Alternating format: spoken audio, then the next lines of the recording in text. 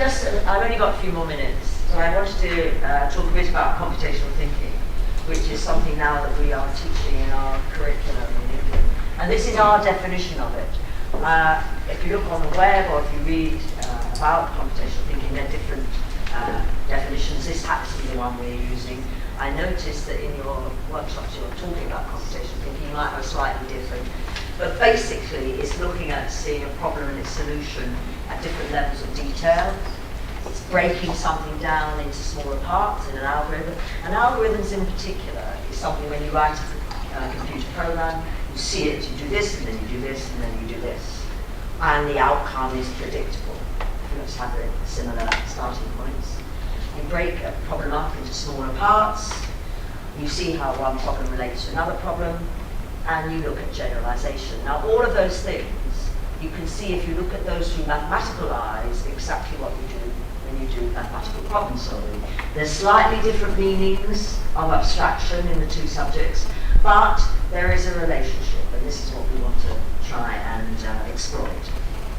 So we have coding, as Richard said, and we have coding in England everywhere, after school, parents, children, fabulous. But what we do also, which I don't think you have here, we have a national curriculum for computing. So every school has to teach computing. Every child from the age 5 to 16 has to learn computer programming, which is good and not good, because it's a massive challenge. Obviously, every child has to learn mathematics. It's a very high status subject. Schools are ranked according to their math results. So what we thought we would try and do is hijack programming to learn and teach them maths. So instead of just learning how to pass the tests, which have to be done, I guess, but why don't we teach them a bit of programming in maths so they can explore some math ideas by writing some algorithms. So this is what we're trying to do in the Scratch Math project, which we won't have time in literally 2 minutes to tell you about. But I want to just say the main idea, because hopefully we will be able to meet in 18 months' time, and our kids in England, who are 9, 10, 11-year-olds, will be able to share with your kids about what they've done. So we are actually developing a program which specifically is involved mathematics and computational thinking, which I know this is what you're doing here.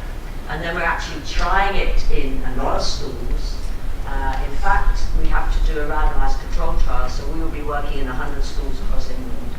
And they're split randomly into 50 who are given the treatment, which is what we're designing, and 50 who are doing ordinary computational thinking, really good stuff as well. And then we see whether ours is particularly good for mathematics. Because all the time we're doing it, we're looking at the maths connection. You could do a lot of computing, a lot of programming without thinking about the maths connection, as we now know actually, by working in lots of schools. So we're hoping very much that we don't kill it, we're hoping we're going to keep it still fun and exciting. These are our kids, I think kids are the same everywhere. We've been working very closely with 4 schools in London, and they're called our design schools. So we actually work a lot in the school with the teachers. You can see in the bottom, this is one of our teachers. I know our team has been there, going there every week, working with her, designing tasks, getting feedback. Because it's a school curriculum, not a coding curriculum, we do a lot of stuff that, like give smart boards, interactive whiteboard presentations, stuff that will help the teacher design the task. And we also very explicitly make the links between the national curriculum in computing and in maths. So we do all of that work because that's what teachers have to do, so we might as well help. And we also design some little mini assessments. One of the things we learned when we were working with Logo many, many years ago is that you could do wonderful things on the computer, but if you want to make a link with a subject, whether it's geography, maths, science, it's good to make that link explicit. It won't necessarily transfer unless you make that explicit, so this is what we're going to do. So this is what the intervention is. We're doing this now as we speak. We designed an intervention which is for year 5, they're about 9, 10-year-olds, where computational thinking is the aim of it. And then then next year we're designing an intervention that's explicitly about maths. And we're following those kids through that 2 years. So the kids that we're working with now, work teachers who work with the kids. Next year we'll work with more teachers, but a year older. So it's a long intervention.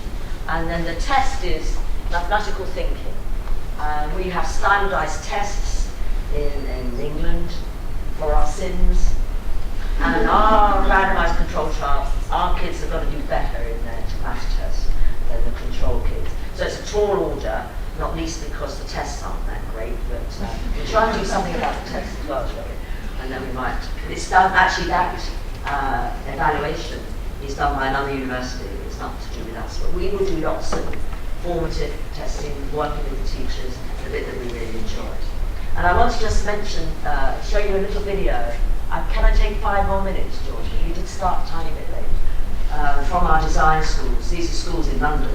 And I just thought you might like, this is the head teacher of a school very near our university, talking about why she's very keen on maths, but she's talking about other things as well.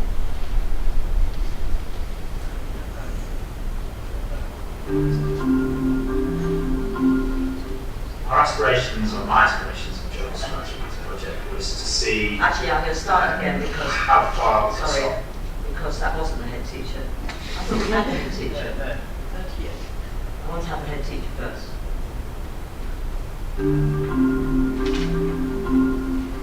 I think it was great because coding was something that we, with perhaps one exception, we were really nervous about. There was no experience, no particular skill, and not much interest or enthusiasm. So we'd already identified coding as something that we needed to work on in this year. Then we dug in the water a little bit, and I suppose the most common first reaction was, oh, it's problem solving. Oh, Jude's really good at this. Kind of getting it. And so then I suppose this was kind of a perfect project for us because it brought together what we have got, which is great interest and enthusiasm in maths, with an area where we felt we didn't know anything. So that's her. It's it's a very small school in the heart of London, but very good at maths, but knew nothing about coding. But the school is then took this on, and one of the things that they did was they took one teacher, who was this wonderful teacher, who was doing the coding stuff in maths. Oh, what's wrong in it?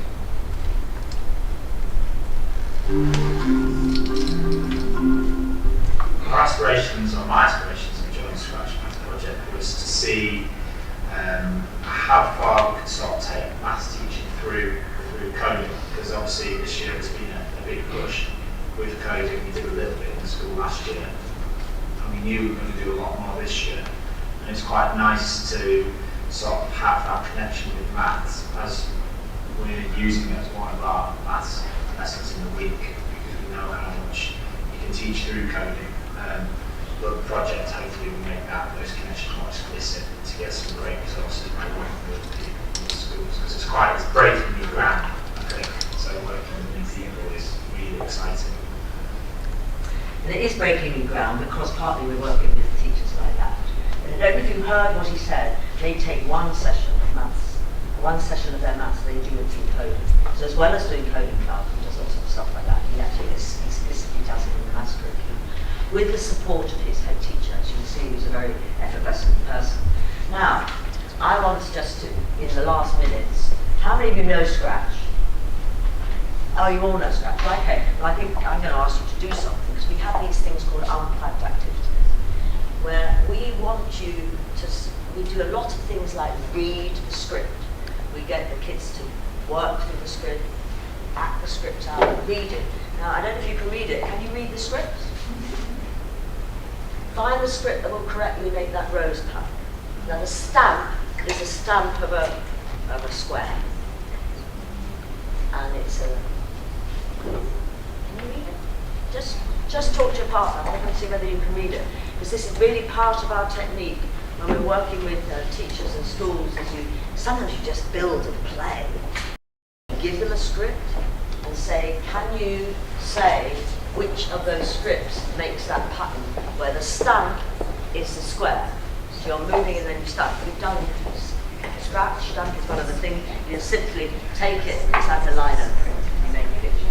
Right, just talk to your partner and say find the script that correctly makes that pattern.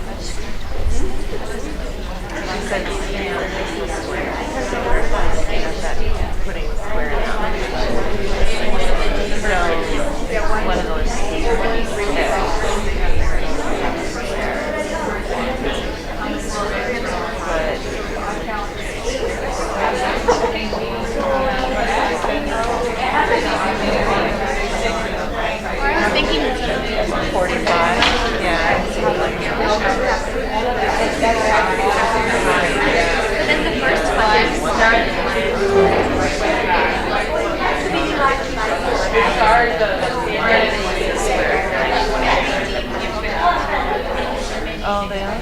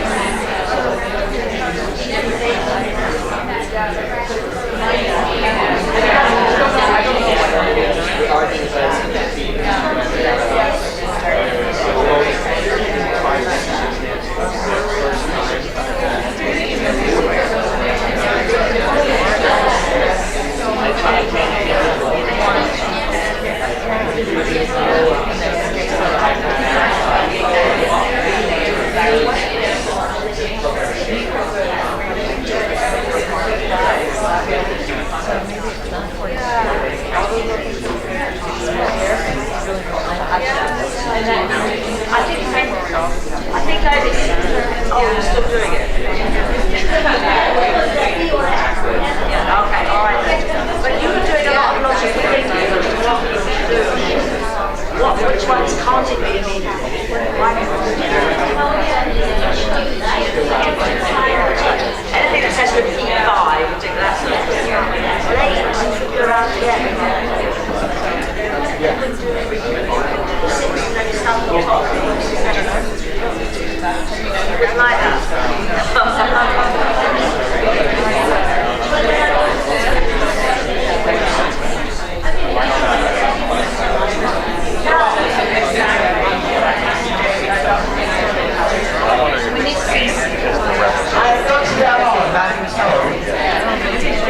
Actually, one of the things about kids can go like this. Thank you. No, you're very good. Actually, one of the real difficulties of working with technology, which you're not, but even thinking about it, is how to stop. Now, I'm not going to go through the answers to this because you can find this out yourselves. But there's some interesting things. But the point is, A, these are algorithms. You can understand repeat. If you don't, with Scratch, it's very easy to make repeat. But you're doing a lot of mathematical thinking in terms of how many stamps there are, what is the turn, you've got positive and negative, and all those things that kids can use quite naturally. And I'm going to take you one more, and then I really must go. You don't want to say what the answer is? No. Can we have a vote? No. Oh, no. You have a vote, but we've got discussion. Why I don't want to, some people are still resolving it. Okay. I want to say you one more. This is even more mathematical. Look, so this, can you match the script to the polygon? Now, all you need to know, which everybody knows about Scratch, you've got set pen size, and this is a very powerful thing to make it bigger, make wonderful pictures using that. Pen goes down, set the pen colour, and that's a nice introduction to variables. You can set the pen colour to lots of different colours. And then you repeat, and then you've got the turn and the move. But the idea behind this is you've got a simple algorithm that you can read, and we get the children to read to each other and predict. So, which do you think is which? And then this last bit, which is a pedagogical, is once you've thought about it, you have to explain to your partner why you've chosen that. And that again is a very important step in mathematical reasoning. Going through it and then saying why, and then I don't agree with that. So I don't know if you want 1 minute, but I think I've gone over. So you might like to have a look at it. Sorry? It's easy, she said. Good. Does everyone think it's easy? It's easier. Well, why don't you tell me which one? Actually, I'll tell you what the answer is, because I know the answer to this one, so you said it's easy. I've even prepared it, so this is the answer. Yeah. But the question that everybody who's ever taught logo or ever done any geometry with this one, the triangle, I would absolutely guarantee with most young kids, you say build a triangle using Scratch, and you don't get that angle because you're thinking about the internal. and then you act it out. We've got a little, so we act it out, and it's a slightly different way of thinking about a triangle, but it's fine, it's mathematically correct. Anyway, I've got to stop. I'm sorry because I've gone more. Thank you all very much for listening.